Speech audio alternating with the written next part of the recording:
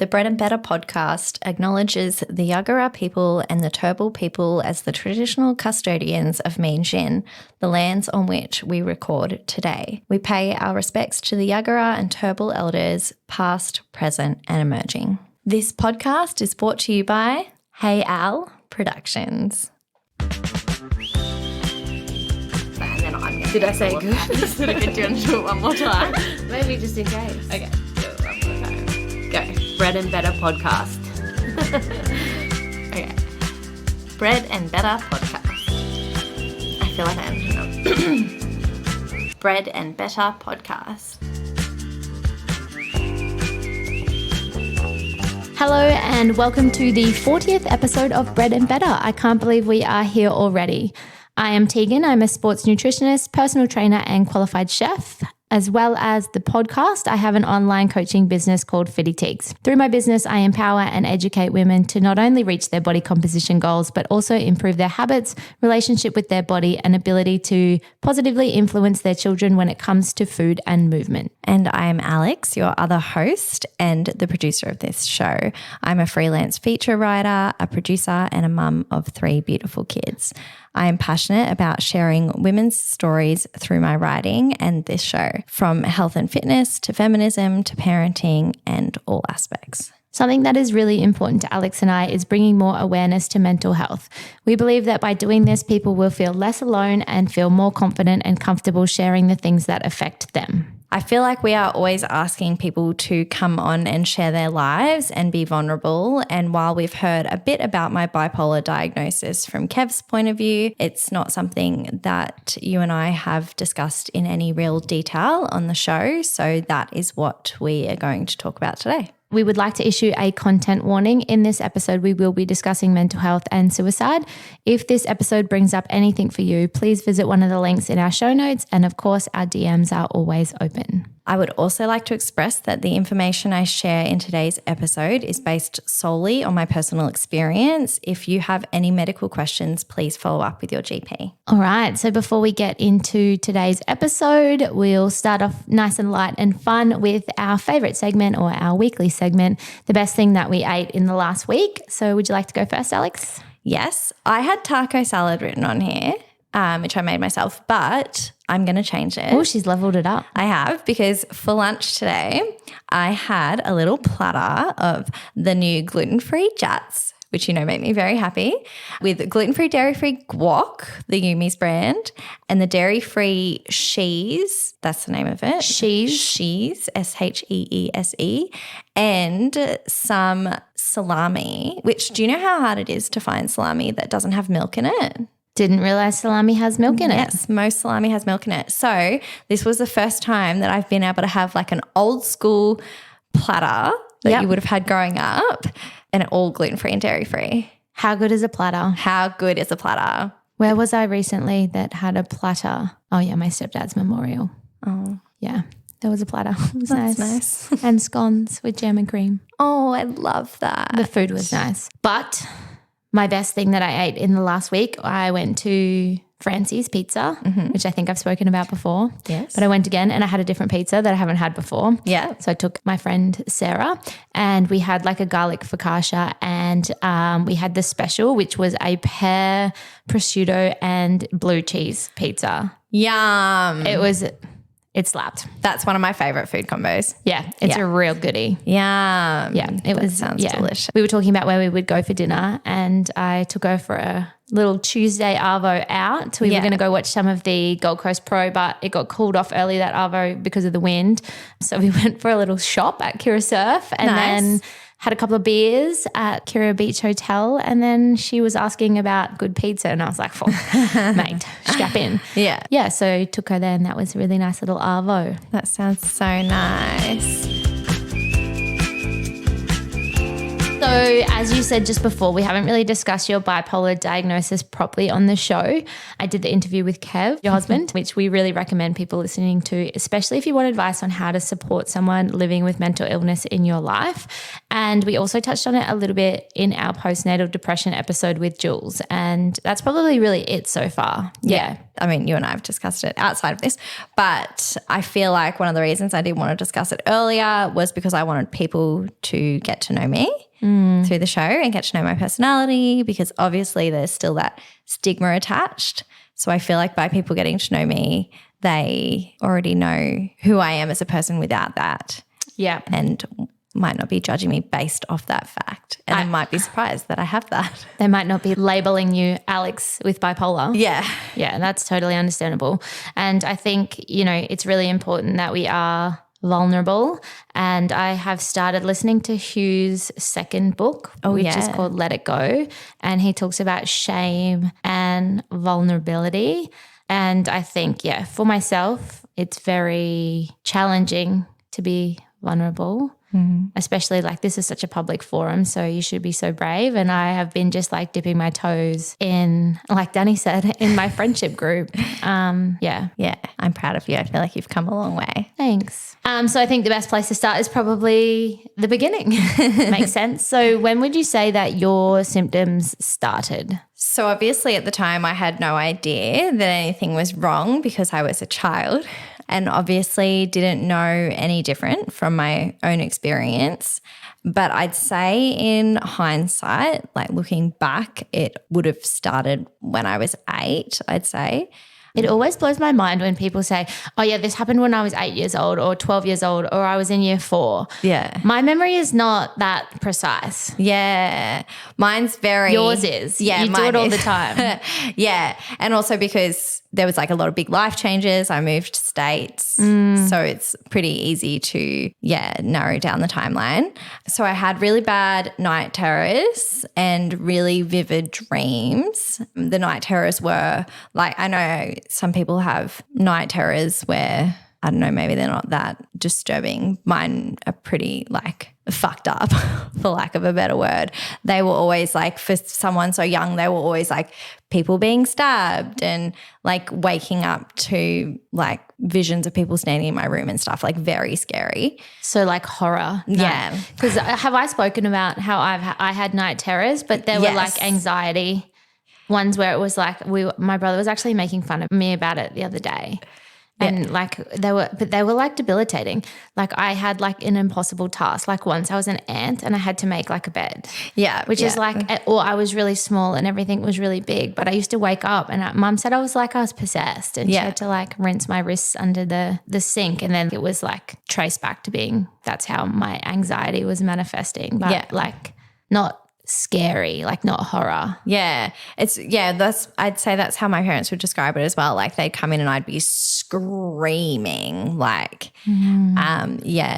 so that was a big issue, and obviously led to like not a lot of sleep and then a lot of fear around going to bed.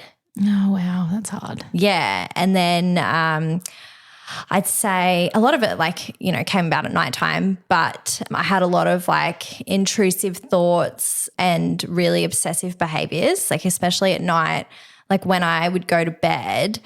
I know you and I have talked a lot about like being scared that we'd be murdered and stuff, which I think speaking to people since that episode is quite normal. 50-50, people are on the fence. Yeah. But I would literally have to pray for every single person in my life in a certain order. Like I'm talking like cousins, everything. And if I missed someone, I'd have to start back again. Otherwise, I genuinely believed that when I woke up, they'd be dead. And it'd be your fault. Yes, because I forgot them. And again, I thought all of this was normal. Like I thought this is just like how people's minds work. And obviously it's not something that you talk to your friends about.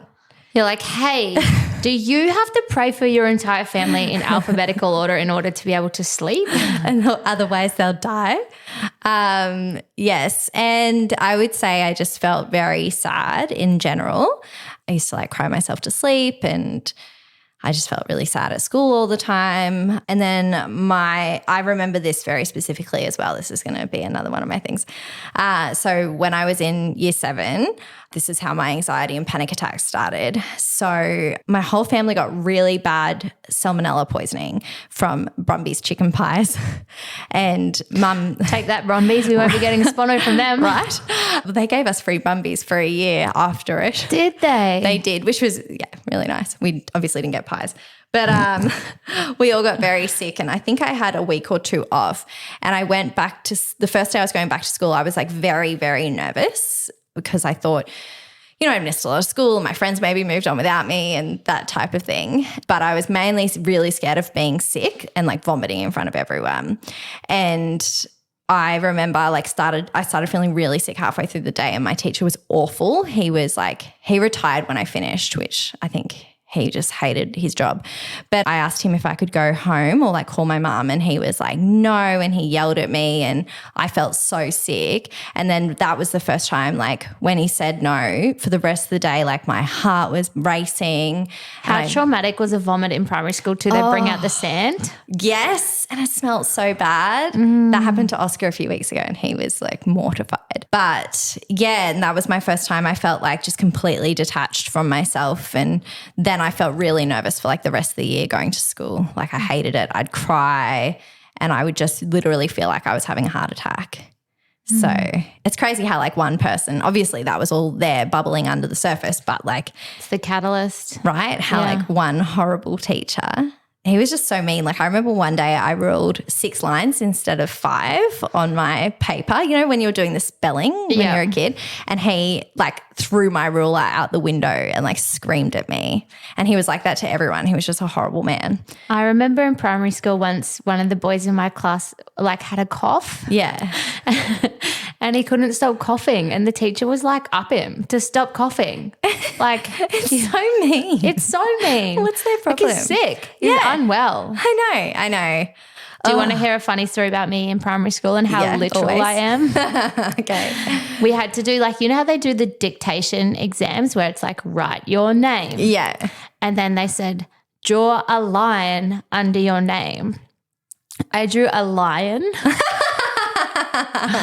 Brizzy Lion fan from early days. That's so cute.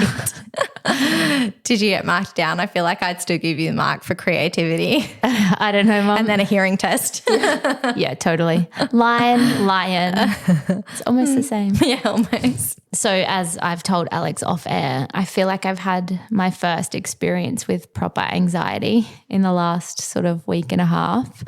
And guys, it's fucked. It is fucked. But I texted Alex and I was like, I just have this feeling like someone is sitting on my chest and I am overthinking every little thing that's happening. And she's like, yep, that's it. That's the guy. And then I was talking to another friend that I know has anxiety, and he was saying, people say, I wouldn't change anything about my life. He's like, I'd fucking change that because it's so hard to live with. Yeah. Like having chronic anxiety. It's awful. And mine was obviously just situational with things that were happening in my life at the time. But I found myself like I was walking around and like rubbing my chest where I felt like tightness. Like I felt like I had it's a physical pain. I felt like I had COVID. Yeah. It was fucked. Yeah, I really felt for you when you told me you were feeling like that, because I think to experience it for the first time as well. Like I know people that have gone to hospital thinking they were having a heart attack from anxiety. I did think, am I having COVID? Yeah. But then I also, like I said to you, I'm like, also I think I'm insane. But yeah, it's hard. It's so hard. And that was one of the reasons I wanted to do that episode we did with Emma back on our dealing with anxiety episode, because I think that there's a lot of people that don't know what it is when they're feeling it and like can't articulate it. So yeah, on the anxiety in high school, that's when my anxiety got really, really bad. So I would just say I felt anxious like every single day. Like it was rare that I didn't have some kind of anxiety about just like going to school, and which I also thought was just really normal. I had 2 anxious friends that like felt the same way. Not that we labeled it as anxiety at that time, but I remember just like all 3 of us talking about how shit we felt like coming to school. Anyway, it reached its peak in year 11 and 12. We had a lot of like family issues going on at home, and I think that kind of like exasperated a bit But when it came time to do my final exams, my panic attacks got so bad that like I would go into the class to do it and I would just start sweating and then I'd just start crying and then I'd have to like leave because I thought I was going to vomit and I'd like make myself like physically sick. And so I just couldn't do any of my exams and it got to the point where I had to like go and sit them by myself in a room with a teacher like on a different day because I just couldn't handle it. And like obviously that was affecting my marks and stuff. And then when it came time to do QCS, I wanted to do it on my own, but obviously they wouldn't let me because it was a state exam, so everyone had to have the same circumstances. And I cried the whole time. Like my paper was like stained with tears. I did well, like I pushed through, but it was just awful. And you weren't the same year as me. QCS is stressful. I was the year that the fucking writing task was Essence. Oh. Shout out to, like, write to us if anybody else was in, I can't remember. 2007, Essence. I can't remember what mine was. I did well in the writing, but then the maths and stuff was just like. You would, have I told you this? I got an A on QCS. Yeah, you said. And I wrote a gossip feature article. I love that. That's my writing task. So good. So random. So random now. I love it though. But yeah, so then that all led to me being like, I was too nervous to go to uni. Which is understandable. Yeah, I didn't even try it because I thought if I couldn't even like sit exams at school, imagine like trying to do that at a uni level. Uni exams were so much more stressful too. Yeah. Like, it was hectic. Yeah. I would hear my friends talking about it and I'd be like, yeah, fuck, there's no way I could do that. Not for me. No.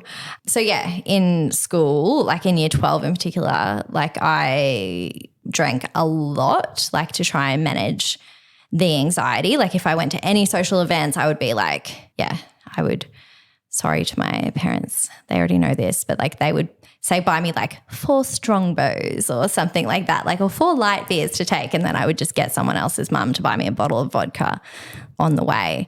And I was always just like, I would just drink until I passed out. And then obviously that put me in some pretty shit situations. Have you seen that meme? It's like when your parents thought you were at a sleepover but you were passed out in a paddock somewhere. That was literally me. Literally at a party that had a spotlight and like was at a house that someone was getting evicted from. Oh my God. Beanley Oh things. yeah, I was going to say you're in the city. Like I was literally in a paddock. Yeah. No, these were paddocks. This was out in like bar scrubs and stuff like that at the back of like Beanley and Windaroo. Yeah, right. Fun times. But I ended up in some really shit situations that caused more anxiety. And yeah, then my night terrors got even worse at that stage. But being the oldest sibling and stuff, I always just like put on a brave face because there was people in my family going through like way worse stuff than me. And I, it's my nature to always want to take care of everyone.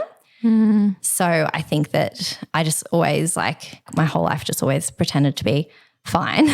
But I didn't even open up to like my parents or anything. Like obviously they would see me upset and stuff and try and help, but I hid most of it. So it wasn't like they were even aware enough to be like, she needs to go see a psychologist. Like we think she might be depressed or. Yeah, mum took me to a GP and they put me on Zoloft. Because like they helped, like obviously the panic attacks and stuff, they would go and advocate for me at school and had to like organise those exams and stuff like that. But I definitely kept like so much of it to myself, especially like just like the feeling like really depressed and stuff like that. And then when I left school, just like all I cared about was going out, which I know is like pretty normal for that age. But I would go out Friday, Saturday, Sunday, drink to oblivion, take whatever anyone passed me in the club. And then I would be so depressed for like the next 4 days at work, like couldn't function properly. And then I would do it all again on the weekend. And people ask me now like why I don't drink and I'm like, I was pretty wild back in the day. But I was literally like, I was the funnest person in the world until like, I don't know, 4 drinks and 8 shots in, and then I was the worst person you've ever met and I would ruin everyone's night. Every time we went out, people would have to like find a way to get me home and I'd get us all kicked out and like it wasn't a good time. And I'm pretty lucky, like that's around the time I met like Kev and Kev's little sister Cassie and my brother-in-law and stuff like that. So I had like good people around me taking care of me. Fuck, Kev must really like you. Really like me. Some of the situations that I got myself into that he and like our other best friend at the time had to get me out of, I got them in fights with people. Like I'm so lucky. And then 19 and 20 were definitely, that was like the worst time of my life. I was dating this loser, not Kev. Kev was my best friend. And he just really added to all of it, just made me feel like absolute shit about myself. And I was on the Zoloft, which in hindsight, like we now know that Zoloft's really bad if you've got undiagnosed bipolar. Mm-hmm. And it made me completely numb.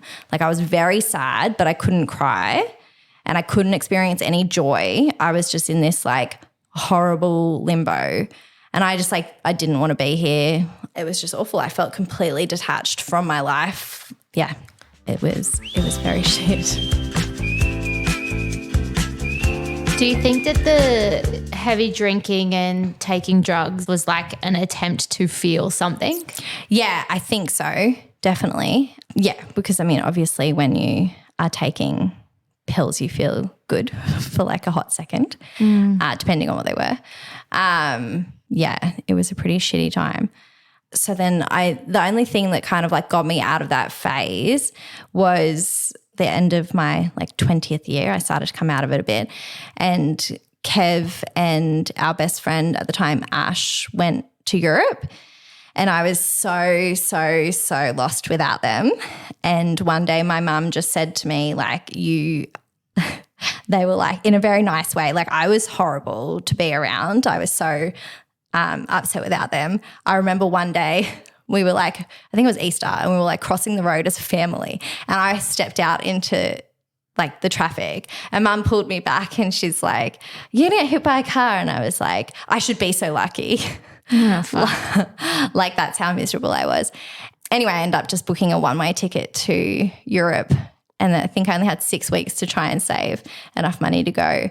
And then when I was there, that was just like such a game changer for me because I felt, you know, alive again and it was good to be around. Like obviously I was around Kev 24/7 and meeting all these new people and I'd say I was drinking like a lot, but it was just a different environment and it was really fun and ended up staying for like a few months and that's where Kev and I started dating. So that was like a much better time for me.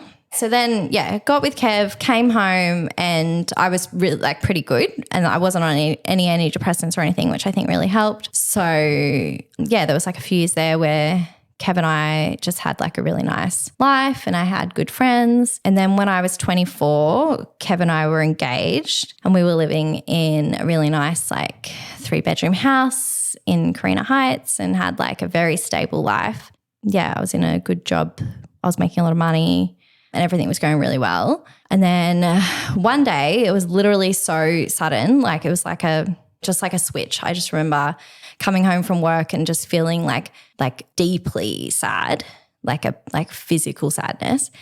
And that night I think I had like a bottle of red wine and then I cried and then I think that lasted for about 3 weeks, just me like coming home from work and drinking like a bottle or two of red wine and just like crying. And I remember Kev like trying to help me and like asking what was wrong and I would just like fully shut him out and I would like go and sit in a room like by myself and I imagine that was like really awful for him. And this is what he like touched on but didn't go into when he said that was the hardest time in our relationship in that episode. Anyway, so I'd say that was about 3 or 4 weeks and then I did a complete 180 and I was like really, really, really up and I all of a sudden felt like I had all of this clarity and that I had settled for this life that I didn't want and I broke up with Kev.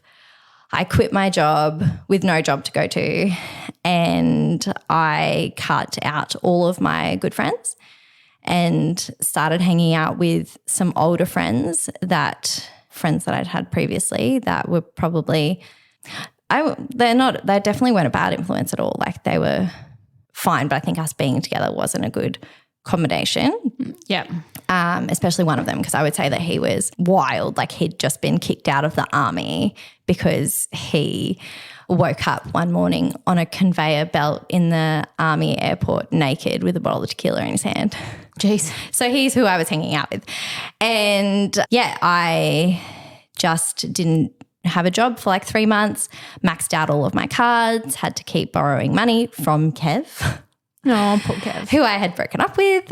And I was just high. I was just stoned for like 3 months. I didn't sleep. I went out every night and I just drank so much alcohol, and I thought I was really happy and I was just having the best time. And I would get into all these like really big D&Ms with people like about the world, and like I'd figured it all out. And just like, I guess when I wasn't with people, then I would feel like sad. And the only time I actually felt like some resemblance to myself was when I would go back to the Sunshine Coast and be with like Eamon and Eilish and Mum and Dad, and they would like pack me boxes of like fruit and veg to take home. And Mum had a really big talk with me at one stage, and I just like didn't want to hear it at all. But obviously they knew something was up, but I think they just thought that I was like, you know, just like in a bad place, and they didn't know the extent of it all. And I made some like really poor decisions that hurt like a lot of people, which was very out of character because like obviously I'm a pretty caring person. So that was really hard. And the other thing, and this is probably the biggest indicator of bipolar, I think I've told you this, I'd go on job interviews for fun. Oh yeah, you've told me this. Like every day. I would go. Such a weird fun. Like you're coming from someone who had crippling anxiety, and now you're like, you know what? I'm going to go on a job interview for fun. For fun. And I got every job I went for, and they were weird. Like I would go for jobs as like, what was one of them was like a merchandiser, and one was a car salesperson, and one was a real estate job, and just like wild. I got a job at Mimco for a few weeks, then I quit that. And then though just before everything kind of settled down, I was about to book a one-way ticket to Mexico with that friend that got kicked out of the army. Like we were literally booking the tickets. Wow, your parents must have been like, the fuck? What is happening to this girl? Yeah, and I was so excited about that idea. I thought that was where I was supposed to be. And can I interject? Yeah, go for it. What was your relationship with Kev like during that time? Like you obviously weren't together. No. But what was the contact like? What was that like? Sorry, I really put you on the spot. No, that's okay. This is a good question. I was calling him all the time because obviously I was lonely, because I was just hanging out with these friends that like didn't actually know me that well. And anyway, he was just always around, checking on me, giving me money, looking out for me, paying my rent. Said it before and I've said it again. Bloke needs a pay rise. He does. Anyway, then I got a job at Healthy Life as an assistant manager, and that changed everything for me because I was in a really nice environment and I met some really nice people, and they helped me get back on track, which was like obviously like life-changing. And then I had to work really hard to fix all of the mistakes that I had made. And luckily people were very forgiving, most people. And then Kev and I eloped, and yeah, it was pretty good from there. Yeah, right. Yes. So obviously that's a very long story and very hard to explain to people, so I don't really go into detail often. Yeah, thank you for sharing. So Kev, most patient man on planet Earth. He is. You guys eloped. Obviously you probably had, you know, a bit of forgiveness required from him, as well as other people. And then what happened after you guys eloped? So after we eloped, we moved to New Zealand, which was the best thing we could have ever done because it was just the two of us. So before we eloped, we had actually gone away for 2 nights before we decided to get back together officially, because I wanted to like just tell him every single thing that I had done. Like I thought if he was going to forgive me, he needed to know everything in detail so that he could move on properly. And then after, like on the way home from that, we just decided like that was it. Like we're going to move on, and he's just never brought it up again. So I think that was like very necessary. And yeah, being in New Zealand was amazing. We were like outside all the time, like with great people doing really fun things. And I think that was very healing for both of us. And then I fell pregnant with Oscar and like I go into detail in that postnatal depression episode we did. Yeah. The motherhood and mental health. So I won't really go into all of that again. But when I had Oscar and Magnolia, that was like one of the happiest times of my life. And when I was with them during the day, I would always be like really happy and enjoy it and stuff. But I still really dealt with a lot of like depression. And at night I would just feel like very sad whenever I went to bed and just like hopeless a lot of the time. And that would kind of come and go in waves. Like sometimes I'd feel great and like love life. And then there would be like, 3 months where I would feel like incredibly depressed at night and still had like crippling anxiety like that whole time about going anywhere or doing anything and putting myself out there. And I did uni, but I did it online. Yeah. If there was any subjects that required me going to an exam, I just wouldn't do them. Yeah. I don't know. Like I just think about, I don't know how people do it with, struggling through these long stints of depression and anxiety, and I've like only experienced mental health stuff in a reactive sense, and it's just fucked. Yeah. Like just like, I definitely think that I'm a person that feels things very deeply. Yeah. So when I am, sad or feeling, down, it's like, right down. But, I think about people that I know that struggle with depression for months and months and how they've been feeling like that every single fucking day. Like just to like, if you are someone that experiences that and, you're here and you're hearing this, just well done, because you should be so proud. Yeah. Yeah, it's awful. Yeah, I would say. And the other thing that I had that like very much now I realize is like a big symptom is like racing thoughts. And I think that leads to a lot of anxiety. So like at night I would just have all of these thoughts that I couldn't slow down. Like I remember like being on the way home from anywhere and being like, okay, when I get home, I'm going to make stir fry. So what do I have to do first? I have to cut the carrots in this order, and then I have to cut the onions in this order, and then I'll cook it in this order, and then I'll serve it at this time. And I couldn't stop that. And so that's like really exhausting. Is that an element of OCD as well? I'm not sure. It probably is something that people with OCD experience, I'd say. I remember talking to someone that I worked with that had OCD. Like I like things clean. Yeah. Like fucking full-blown debilitating OCD. Yeah. And the way he explained it to me was like, it's not like, and I know like the checking is an element. He's like, I see a pair of red shoes and those red shoes take over my life for the next 3 days. Yeah. It's just like all consuming. Yeah. Yeah. I think OCD is definitely one of those things that is just like completely debilitating. And yeah, I've only experienced it in those rapid cycling kind of things. And yeah, I definitely would get obsessed with things as well, especially when I was pregnant, like planning things, and it was exhausting. And I imagine exhausting for the people in my life as well, that I would just, especially because like you don't know what to expect. So that was pretty scary. But yeah, I think in the time, like since I've had kids, I've definitely dealt with like a lot more depression because I've kept all of those like impulses at bay. Like if I ever felt anything coming up that felt like I was starting to like feel that sense of mania coming, like if I was in my head, if I was ever like, oh, let's just move to Melbourne or anything, I'd be like, no, like, think about your family and blah, blah, blah. And just like it's always been my aim to like just create the most stable, predictable life and home for them. So I feel like that's been really, really good for me, having that goal. And that's good. Well, do you think it's due to being medicated that you are able to identify the mania and bring it back?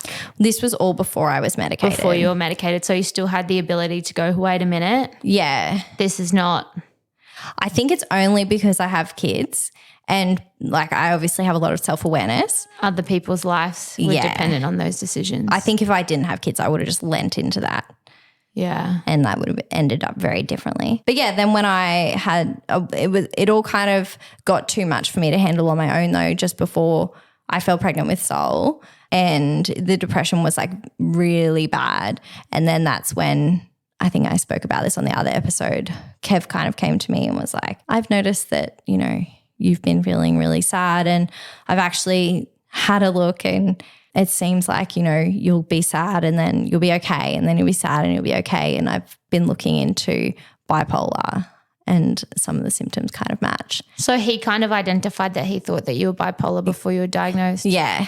And then I had a look at the symptoms and I was like, But I went to the GP, obviously not being like, oh, I think I've got bipolar, but I went to be like, something's wrong and I can't keep living like this. And my GP knew me really well and she was like, yes, like kind of like I think she'd been waiting. And she got me, I'm very grateful, she got me into a psychiatrist instantly pretty much. I think I only had to wait like 3 weeks, which is very rare. Yeah, that's amazing. Yeah. And then I had to like get all of my family history together and stuff in between then. And after one session, the psychiatrist diagnosed me with bipolar and couldn't believe that no one had thought of it before. Yeah, wow. She was like, it's just so obvious to me, which in hindsight, I agree, obviously. And she was like, I don't know how the people in your life don't know this. And I was like, well, most people in my life, like my friends and stuff, have only known me since I've had the kids. And so they just see me as this like, you know, stable person. And do you think like back in the past when you were having episodes when you were younger? Yeah. And this is just my experience with someone that I suspect was potentially bipolar, potentially bipolar, is like when you're in mania, you're the funnest person in the world. Like, I was it so fun. So fun to be around. It's like, oh my God, there's not enough hours in the day. I don't want to sleep. Let's do this. Let's see the sunrise. Let's see the sunset. Yeah. Let's plan this adventure. So it's like you're the funnest person in the world to be around. Yeah. So nobody was going to flag that as being like, oh, there's something wrong with this person. They're just like, they're a fucking hoot. Yeah. And if someone did, I would avoid them. And it's only when you're in a close relationship with someone that you realize that there's that, and then there's normal, and then there's like deep, deep depression. Yeah. Yeah, exactly. And I think also like some people just thought that was my, you know, personality. And with the depression thing, like you really wouldn't have known that unless I told you. Like the only person that knew I was depressed would be Kev. Only the people that see you behind closed doors. Yeah, exactly. 100%, which I think would be very true for a lot of people suffering from depression. Yeah, especially like I feel like everyone, but like mothers in particular, like you want to have it all together for your kids. Yes. And then, we did go into this in the episode, but then obviously found out I was pregnant with Sol, so I couldn't take the medication that I needed. And then I ended up taking it when he was about 3 months old. And it was like an instant relief. Like the day I took it, I woke up the next day and I had thought my whole life that you just wake up feeling sad and then it's kind of like you get happier throughout the day. Like the fog lifts. Yeah. That was just like that's what I thought was normal. Yeah, wow. And I woke up and I didn't feel happy and I didn't feel sad. I just felt like a normal person. Yeah, like a blank slate. Yeah. And I was like, holy like it was your choice shit. Potentially how you were going to feel. Yes. I couldn't believe it. I was like, and I said to Kev, I was like, is this how you wake up? Like, do people just wake up feeling okay? And with your medication for bipolar, you'll be medicated for life. Is that correct? Yeah. So I started on like a low dose and it would really, really work and then the depression would creep back in and then I would have to go up. Anyway, now I'm at the max that I can be on that medication, which that scares me because like I've had things going on in my life at the moment that have definitely been making me feel sad. And I feel like if that kind of tips me over the edge, I'm like, well, where do I go to from here? But there's other medications I can try. And do you worry now that you can't gauge the difference between what's normal sadness that people experience in life and what's the bipolar? Yeah, definitely. I feel like I'm always trying to like overanalyze it.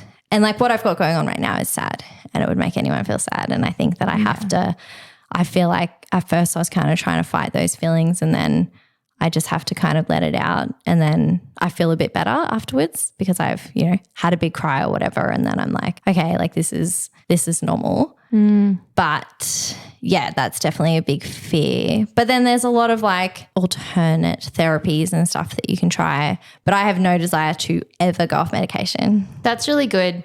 I know that like in this experience that I've had, the person was really unwilling to get diagnosed with bipolar because of the lifetime of medication. It just felt like a bit of a jail sentence. Yeah. Well, that was definitely something that I went through. And I had a good 14 months to think about pregnancy. it because I was pregnant. And I had so many feelings of like, oh, I've been such a great mum to Oscar and Magnolia. Like, what if taking the medication like numbs my personality and I'm not as good of a mum? And it's a huge like life decision that you have to make. But I kind of got to the point after I had Sol where I was so sad. I was like, I don't have an option. I think what you just touched on before about saying there's alternative therapies and like ways to cope as well is really important. I was speaking to one of my clients who was recently diagnosed with ADHD, and she kind of was like, oh, I thought I'd take the medication and my life would be better. Yeah.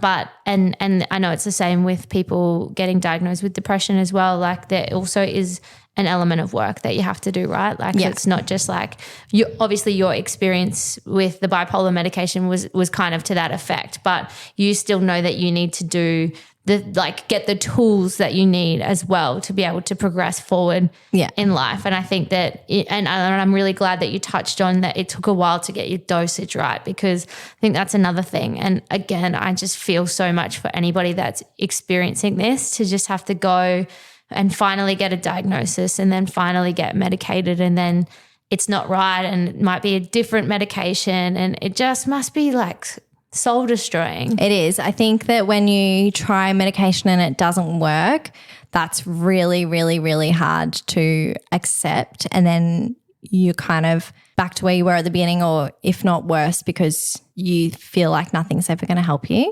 My doctor tried me on a medication. So I was taking the bipolar medication, and then when I was really sick last year, she tried me on a medication that she thought would help my stomach, and it was actually a type of antidepressant, and it within 3 weeks completely sent me over the edge, and to the point where Kev was like, you have to stop taking that. Like, it was probably one of the lowest points the lowest I've ever felt.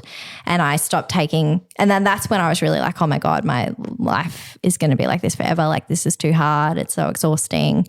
And then I stopped taking it and I felt fine again. So it's a lot of trial and error. It is, yeah, which can be scary. But I think that that's why like it's really important to have like a really good network of people around you and be really honest about how you feel. And I think that I touched on this in the episode with Kev, and just a reminder to anybody that, keep talking about it with people. I think people sometimes avoid sad people, and the best thing that you can do as a support person is be there. But if you're someone that's experiencing it and you know who your support people are, don't keep it to yourself. Like, even if you're telling us you've been feeling the same way for, 10 consecutive weeks. People that love you don't ever get tired of hearing that. Yeah. And I know that I've been in many positions in my life where I think people must just think, fucking get over this. Like, I'm so sick of you talking about the same thing. But healing takes as long as it takes. So if you do have that support network, like just know that you could say the same thing every day and people will never tire of, the right people will never tire of hearing that. Yeah. Yeah. And I think that, it does take a lot to tell people how you feel. And I'm not someone that normally tells people how I feel. I think that it's taken me, 33 years to like learn how to do that. Same. And I think that there's a lot of fear behind it. Like, obviously, like there's mums at school that listen to this podcast that don't know me very well. And I think that that's been one of the big things, like talking to such an open audience. But then, I don't know them very well either. And maybe someone feels sad too and now knows that they've got someone to talk to. And that's the whole thing about doing these episodes. Yeah. It's just to make things more normal. Yeah. And I think that that's a really good message as well. Like what you've just said, like don't give up on people. Also on the flip side, don't think that just because you've made so many mistakes that you can't come back from it. I feel like at that point where I was, 24 and I'd made those mistakes that were so big, I remember being like, I can never come back from this. I'm just going to have to lean into like, this is who I am now. And then I'm just so lucky that, there was those people there that hung in there and like stayed by my side and forgave me. And I was able to come back and have the life that I have now. So if you're out there and you think that you've made such a big mistake, you can't come back from it, like you can. Yeah, and the you right can fix people it. will forgive you. Yeah, definitely. And it doesn't have to be your life. But yeah, so talking about the alternate things that you can do alongside medication. I don't mean stop taking your medication. Definitely take try your these medication, things. yeah. I think that like there's so many things that you can do like alongside it that I've now realized that make you feel so much better. And like a big thing for me as well was I was obviously really sick up until Christmas. And so there was a lot of these things that I couldn't do for myself that now I'm doing it. I'm like, holy shit, this is so helpful. And I wish I could have been doing this all along. But obviously one of them's working out. Yeah. I've been doing that a lot lately because of like the program I'm doing with you, but also like everything I've been dealing with. I find I just feel so much better after I've been to the gym. Your physical health and your mental health is so closely related. Yeah, absolutely. And then when I start to feel low, I will call my friends and just have like a big conversation about nothing, and that makes me feel better. And yeah, communicating better when I feel like shit. I listen to a lot of podcasts that make me feel better. Any episode that Dr. M does on the imperfects, Okay. I find really useful. Yeah. Mel Robbins, I don't love all of her episodes, but she does some really good episodes on anxiety and depression. Yep. And of course, our Emma episodes Yes, of course. I've done those to help me. Yeah, absolutely. So good to go back and listen to them. And knowing when I need rest. So like sleeping more, because that's a huge thing. I have to sleep for my medication to work. So I take it at night. And then if I don't sleep, it's a shit day the next day. Yeah, right. Because my medication makes you tired. So it's, so learning when I need more rest, and then learning when I don't need rest as well. Like if I'm laying on the couch watching shows and feeling sad, I know when I need to like get up and move your body. Get up and do something or work. Yeah. Just distract myself. So do you have any tips for anybody struggling with their mental health? Yeah, so some of those things that I just listed, like obviously if they work for you, you can give them a go. I also very much understand, because this was me for a long time, that sometimes when you're feeling that depressed, there's just absolutely no way you can go and work out. So don't feel bad if that's like, don't beat yourself up if you know that you could be working out and that'd make you feel better, but you're not doing it, because sometimes it's just not possible. So yeah, it takes a long time to get to that point. So my tips, take a lot of notes about how you feel. Okay. In your notes app. If you know that something's up and you're thinking about getting a diagnosis soon, I would just start writing everything down. So like how you're feeling at what days and Yeah.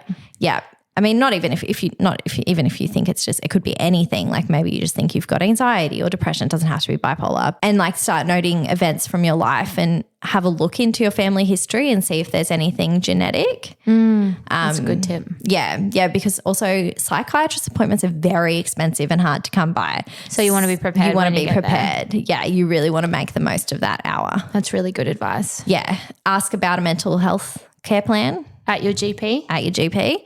That'll save you a lot of money. Ring around until you get in. If you need to see a psychiatrist, don't give up, and like maybe have someone there to help you so that you don't give up, because it's very hard. The state of the system in our country is pretty dire at the moment. So psychiatrists are few and far between, but there's definitely some out there. Yep. So just keep ringing around. Keep ringing around. Like don't give up, and ask people who they've seen in the past. And how fucked is it though? Like when you're in that state where you're obviously struggling so much that you probably have fuck all motivation to do anything, and then you've got to climb this mountain of trying to find a fucking psychiatrist. Literally a mountain. Like it's fucked. Engage help. Yeah, get help. So if you have any questions, like one of the biggest reasons I did this episode and the reason I talk about it on this podcast is because to this day, I still haven't met anyone that has bipolar. I've not spoken to anyone who has bipolar.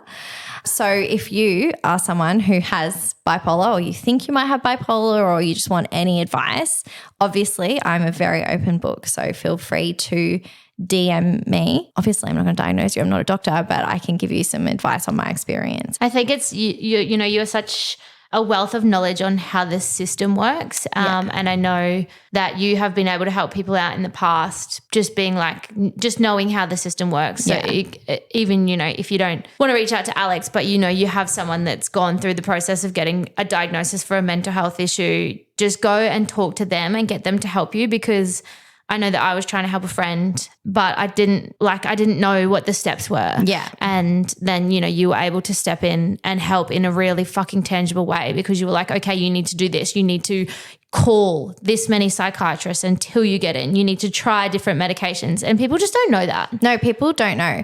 Because otherwise you just go to the GP, you get your mental health plan, or you might get your medication, you might wait to see if it works, and then you might, it just could be a slower process if you don't know what's going on. Yeah, or they send a referral to one. I mean, they don't have enough time, so all they can do is what they can do in those 15 to half an hour. And if they're referring everybody to the same psychiatrist, no one's going to get in. And you might be on an 18-month waiting list. Yeah, that's fucked. And then, and then people might not know that they can go and send the referral out themselves. So you can do that. Like if you have only been referred to one psychiatrist, like go and call your doctor back and say, can you please email me my referral? And then you can send it around to everyone. Yeah, that's good. That's really good to know. It's really good advice. Yeah. Well, thank you so much for sharing. That's okay. Thank you for listening. I know that was really challenging, and it's always hard to make yourself really vulnerable, especially in such a public forum. And like you said, there are people that listen to the podcast that know you personally, but don't know any of this. So it's very, very brave of you to share. Thank you. And I just also wanted to thank you for taking the reins on the podcast this week when I wasn't feeling my best, and we're such a good little team and I'm so proud of us. We are, and you always do the same for me. So, all right. Segment. Let's pick this up. All right. Fun segment, which, Alex did absolutely everything in this episode. So she has a good little segment here. 3 recos each. And to be fair, you always do all of this, so I don't. Yeah, but you edit the whole fucking podcast. We're a good team. Imagine if I had to do that one week. It'd be fucked. Like you can step into my role. I cannot step into yours. You give it a go. We would have to be releasing raw footage. Can you imagine? Burps and all. There'd be a lot of burping, a lot of swearing. I had a Coke Zero again. I think it's Kev. Oscar told me not to buy that for you. It was very much appreciated. All right. So 3 recommendations. Would you like to go first? Yes, I'm going to change one of mine. Okay, so my first one is taking a social media break. Mm-hmm. I recently logged out of Instagram for 4 days. And as you guys know, a lot of my work is on Instagram. Yeah. But I logged out of Instagram, Facebook, and TikTok for 4 days, and it felt like a fucking holiday for my brain. Yeah. Oh my God, I felt so good. Yeah, that's amazing. And in times of downtime over that weekend, I just read a book. Yeah. It was stunning. That's wow. Yeah. It was that's absolutely great. stunning. I'll be the first person to admit that I have an addiction to my phone. And it's so fucked because there's so much life happening. Yeah. That we're missing out on because we've attached to that thing I know. in our hands.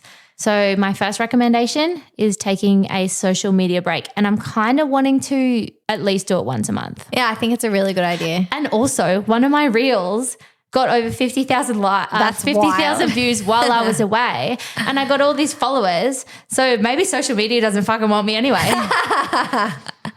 Nice surprise to come back to. Yeah, I was like, what the hell is happening? What's your first one? My first one is a TV show. So it's called, Kev laughed when he looked at our recommendations because they were so different. Oh, that's so funny. Okay, so this TV show, it's called High Country. It's on Binge. It is incredible. It stars Leah Purcell, who is a phenomenal actress. So it's about this cop that basically kind of has to go into hiding type thing, and she takes her family and they move to the mountains like in Victoria with this really small town, and there's all these murders and missing people that she has to investigate. And it's not dark or anything like that. There's a few kind of gory, maybe only like 2 gory scenes, but it's brilliant, but it's very Blue Heeler vibes. Did you watch Blue Heelers? Yeah. And I've really loved watching it with Kev because obviously growing up in South Africa, he didn't get to watch any of those shows. It's like an elevated Blue Heelers. Would this be a better watch for me than what I've been watching lately? I really, really want you to watch it. And I really am loving... You'll have to give me a binge login. I will. Yes, I will. I'm loving the glimpse into there's a lot of Indigenous aspects of it that you don't actually get, that I haven't seen in other shows. Her father was Indigenous and he passed away when she was young, so she doesn't really know a lot about her culture. So it's kind of her exploring a bit of that. Oh, wow. So it's really different. That's really cool. Yeah, Kev and I absolutely love it. So very much recommend everyone watch that. Okay, I'll switch to that. Yeah, do it. I messaged Alex saying I was feeling very anxious and she said, watch a TV show. I said, yeah, I'm watching Law and Order SVU. And she's like, that is not a good choice. Please, please, please watch The Good Place. I'll give you my Netflix login. I can't tell you how much I want you to watch it. I think you're going to love it. It's a bit weird. It's about these 4 people that go to heaven. It's interesting. It's brilliant. Okay. I think you'll love it. It's not a drama. I need to watch some TV. Yeah, you do. I think that would be good for you. Yeah. Yeah. Next one for you. So my second one is going to be the Wednesday waffle. Oh, yes. Kev asked me how that was going this morning. And I was like, I'm really getting into it. Yeah. So I saw this on TikTok. Yep. And I said to Alex's and my mutual friends in our group chat, we're doing this now because we all have it's not the friends you see every single day. Like these are like your best mates, but you don't get to see them every single day. So like I was saying to one of my friends that I see every day, like, oh, I do this. And she's like, what the fuck would I tell you? Yeah. But these are like, there's, maybe 8 of us in the group, and every Wednesday you get in and you film a little video recap of how your week went. Like 2-minute video of how your week went. And it's been just such a awesome way for us to keep up to date with each other's lives. It's a really efficient way to get information out there rather than texting all of your friends separately or just texting. We're definitely moving into our phone call era. We are. I love talking to you on the phone. Yeah, and sometimes now when I want to explain something to someone and I go to text it, I'm just like, oh, I cannot be fucked. This should just be a phone call. So this is peak 30s. Well, I get very excited about small jars and phone calls. Yeah, Ash and I used to spend every Tuesday together. And now that life's busy and she's working and I'm working more, we don't get to do that. So we've been talking on the phone, and it's so nice because you don't feel that, longing. Yeah. And the other day, the same thing, Fraz is like, I'm in the car, just call me. And I'm like, I've got 15 minutes and I just called her and just word vomited all over her. Yeah. And then, I've been talking to her on the phone too and I love it. So call your friends. Yeah. But also if you have a group chat, Wednesday waffle, it's really cute. It's a good way to catch up. And we are loving it. I think it's good too because it makes you really think about your life and what you've been doing. And I feel like we're all quite open on it. It's nice. Yeah. I cried in mine. And I cried listening to yours. And then I looked at Kev was sitting next to me and I think he had tears in his eyes too.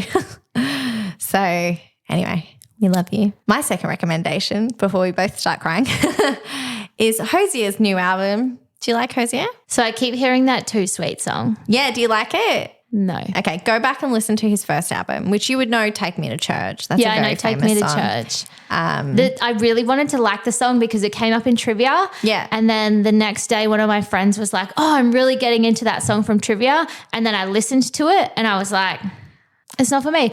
Yeah. And then I heard it a fucking bazillion times on the internet. Oh.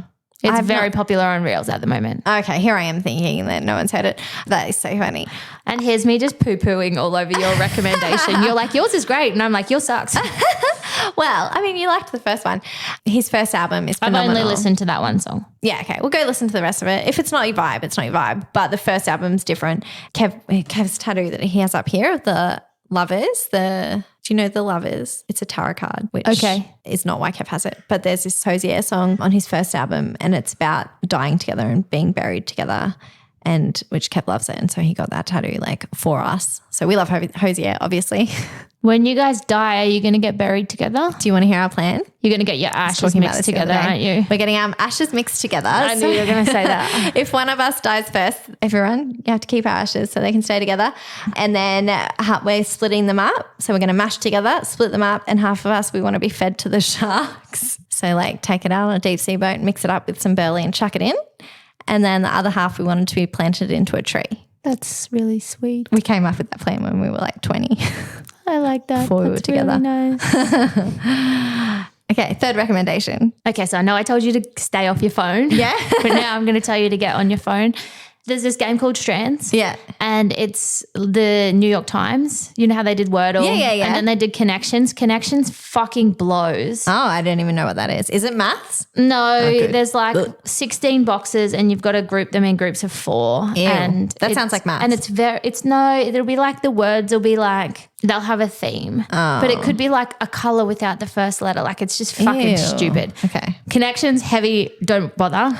Wordle, I've kind of like, I come and go from Wordle, but my new thing is Strands. So Strands, you've got to make words out of this box and like you don't run out of time and you can get hints and there's like one that goes from one to the other. It's really fun. Yeah. I'll give that a go. Okay, Strands. cool. And you can send it to each other like Wordle. Yeah. So me and my friend Emily send it to each other and it's part of my little morning routine at the moment. My morning routine is pretty fucking blissful. I wake up most days without an alarm. I put my whatever on because it doesn't matter and I go for a barefoot walk with Kenny along the side of the beach. And while I'm on my walk, I text Sarah and Julia my gratitudes for the morning and I play Strands. Love that. Yeah. I love that. I love a good morning routine. I wake up at the same time every day and I have my breakfast with the kids and then I sit and have my coffee while they do their own thing. Yeah, before we do anything. It's so nice. And then what was your last reco? So my last one, carrying on with the whole mental health theme, Kev sent me this website and I will put it on our show notes and I'll actually put it on our Instagram.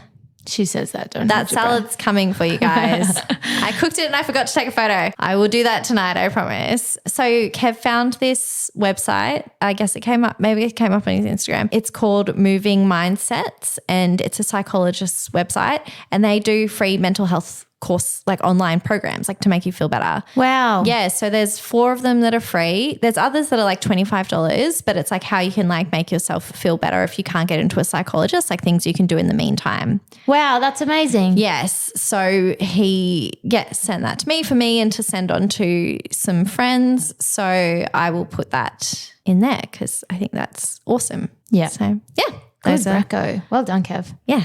Oh, yeah. MVP. He's the best. MVP. Thank you, Alex, for being so candid and sharing with us today. Again, if this has triggered anything for you, please follow the links in our show notes or reach out to your GP. Thank you all for listening and a big thank you to Tegan for being a safe space for me always and especially on the podcast. I would not be able to talk so freely to a lot of people. No. If there is someone in your life that you feel would benefit from listening to this, please feel free to share it on to them. And don't forget to subscribe on Apple or Spotify and follow us on Instagram at Bread and Better Podcast to stay up to date. Thanks, guys. Thank you.